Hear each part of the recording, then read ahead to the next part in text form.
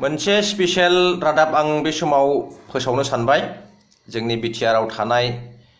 बिमा बिफा बिदा फंबाय बिब' बिनानावमोन आरो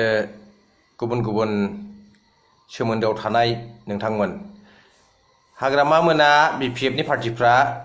बे बारावबो पिआइएल केस होबावदों। जों मिथिगौ पिआइएल केसखौ सोर होयो दा बिथांमोना बेखौ लानानै फेक्टर जासिगोन जोंनो दानो मोनसिगोन 21 तारिखखौल' नायबाय था होननानै बुंदों। जोबोद लासिं सिं बिथांमोना पिआइएल पाब्लिक इन्टारेस्ट लिटिगेशन बे केसखौ सोर होयो जों मिथिगौ बे केसआ बिपिएल फोरनिसो केस बियो जानो गैयैफ्रासो बे केसखौ होनो हायो। सोरबा बिदिनो खुनु रोखोम जानो हानाय बोसोरसेनि जेने थेने जानो मोनजानाय एसे एनै हाजिरा मुजिरा मावनानै जानो हानाय बेबायदि दुखियाफ्रासो बे केसखौ होब्ला खाथियो। दा बिथाङा 84 crore मालिक आरो बिथांनि पार्टिफ्राबो कौटि थाखानि मालिक अब्ला बिथांमोननि बे कौटि क्ररपतिनि मालिकफोरा बे पिआइएल केसखौ होनो मोना। दा नाथाय बिथांमोना आयेनखौनो मिथिया नालाय माबा आईपीएसनि इन्डियान पुलिस सार्भिसनि आन्डाराव मा एक्ट थायो इन्डियान पुलिस एक्टआव बेखौबो मिथिया नालाय आसाम पुलिस सार्भिस एपीएसनि आन्डाराव मा आयेनफोर दं एक्टफोर दं आसाम पुलिस एक्टनि लेखाखौनो गैबावा खोमा बिसिनाव इन्डियान पुलिस एक्टनि लेखाखौथ' बादो इन्डियान कन्स्टिटिउसन लेखायाबो गोजामासो दं खोमा दानि गोदान बानायनायफ्रा माखासे आर्टिकेलफोरखौ आपग्रेड खालामनायफोर दा 395 नालाय दा 448टा जे माखासे आर्टिकेलफोर बानायदेरनानै सोसनदेरलांबाय बेफोर लेखाखौबो मोनबावाखै होनदां बिथांमोना गोजाम कन्स्टिटिउसनासो दं खोमा दा बेबायदिनो आयेनखौनो मिथिया नालाय बिथांमोना बेनिखायनो मा होगोन मा होआ बे पिआइएल केसखौनो लिरनानै बेखौनो होबाय थायो। बे केसआ जानो गैयैफोरनिसो केस रायजोफोर नोंथांमोन बिपिएलफोर जोंनि न'खौ सोरबाया जोंनि पिएमए न'नि फैसाखौ सोरबाया बख'नानै जायोब्ला जों बायदिया होनो हागोन आरो जोंनि न'नि फैसाखौ सोरबाया आधाल' मावनानै दोनोब्ला बिथांमोनखौ जों केस होनो हायो पिआइएल अब्लासो बे केसआ रज'यो थारमाने जाफुङो। दा बिदिनो दुखियाफोरनि आईबिएसफोरनि बा माबा मोनसे फिसा स्किमफोरनि फैसा गुबुन बिदिनो माबाफोर अनुदानफोरनि फैसा बा गुबुन बिदिनो न' बायदिसिना टयलेटफोर गुबुन फिसा अनुदानफोरनि एगेन्स्टआवसो बे केसखौ होब्ला खाथियो। दा बिथांमोना कौटि थाखानि मालिक क्ररपति 84 crore सम्पति 56 खान गारि 53टा जायगायाव हा दं बिथांमोन क्ररपतिनि मानसिया बेबायदि पिआइएल केसखौ होबा उल्थासो जायो। नोंथांमोना रायजोफ्रा नायबायल' थादै बे साननैनि उनावनो नोंथांमोना नुनो मोनसिगोन बे केसआ उल्था जायोना जाया। जे पिआइएल केसखौल' मिथिगौ बिथांमोना इन्डियान पुलिस एक्टआव मा केसफोर होनो हायो बिथांमोनखौ लेखाया गैया नालाय बिथांमोना फरायनो माखौ फरायबावनो दा लेखा गैयाब्ला बिथांमोना बायनानै लानोनो मार्केटआवनो नुवा बबेयाव फानो बेखौबो मिथिया दां। आं बिथांमोननो मोनसे साजेसन होनो गोसो जाबाय बिपिएफनि मानसिफ्रा बे लेखाखौ नायनोब्ला बे माखासे एक्टफोरनि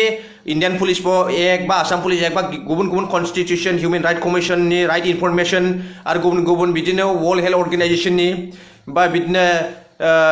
गुबुन बिफाननि लेखाफोरखौ जुदि ल' एक्ट बे बायदिसिनाफोरखौ ल' एन्ड अर्डारफोर बायदिसिना गुबुन बिफाननि आयेननि लेखाखौ जुदि नोंथांमोना बिपिएफनि मानसिफ्रा जुदि बायनो गोसो दंब्ला बे काछारियाव गुवाहाटीनि बे हाइकर्टनि अपोजिटआव मोनसे काछारी होननाय मोनसे जायगा दं डिसि अफिसाबो बेयाव हाबलांनानै बे उकिलफोर ज' थाग्रा जायगायाव बेयाव फानो लेखाखौ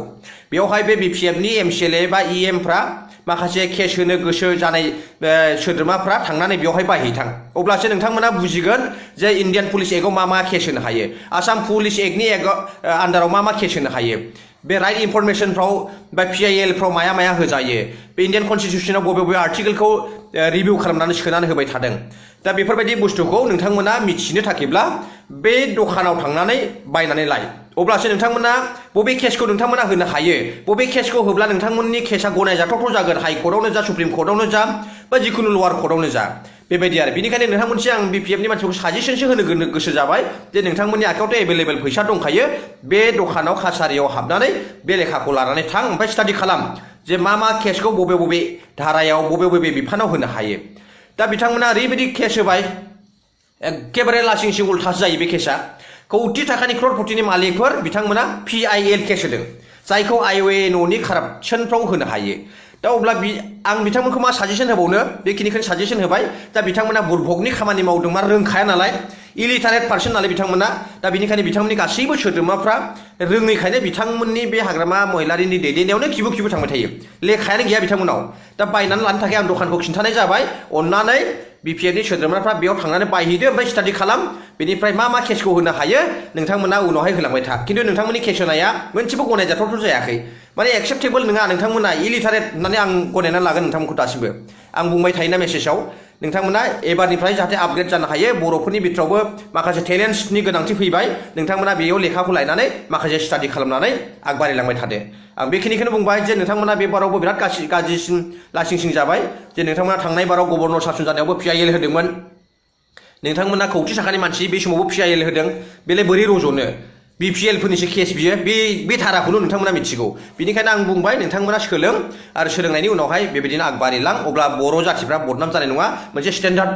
होननानै मिथिजागोन आरो बेखिनिखौनो आङो नोंथांमोननोसो मेसेज होनो सानबाय नोंथांमोना लासिंसिं बेबारावबो जासिगोन आरो नोंथांमोना बे समाव जाथावै केसखौ होबावबाय आरो नोंथांमोना जाखाया होननानै मिथिनानैबाबो बे केसखौ होदों दा बेनिखायनो नोंथांमोनसिम मोनसे आं साजेसन होनो गोसो जाबाय नोंथांमोना सोलोंलांबाय था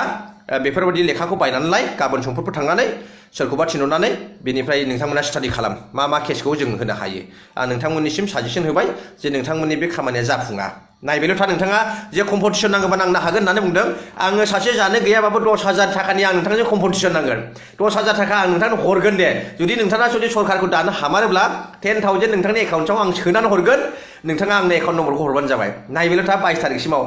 आं नोंथांनिसिम जानो गैयाब्लाबो 10,000 खौ आं बानबाय आरो अमा मासे फाननानैब्लाबो नोंथांनो 10,000 थाखाखौ हरगोन आं हाग्रामा महिलारि